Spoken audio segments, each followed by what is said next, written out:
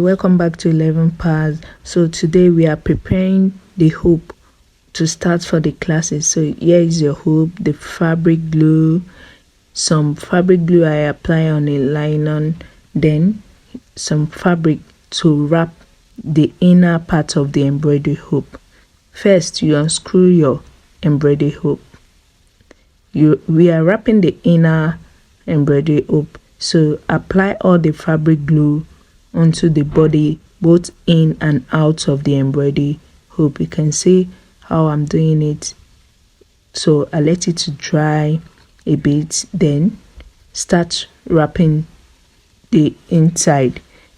You can see I use an Ankara, so you can use a cotton fabric. Make sure it's not too thick, it's a bit light. So I start the wrapping this way, and I do this all throughout the embroidery hoop, just like you've seen it here in the video. So keep doing that until you get to the end of the fabric. Then you trim off the excess fabric just like I did here. Cut it off, then apply a little bit of fabric glue to the tip, and that's it. Then fix it to the other embroidery hoop.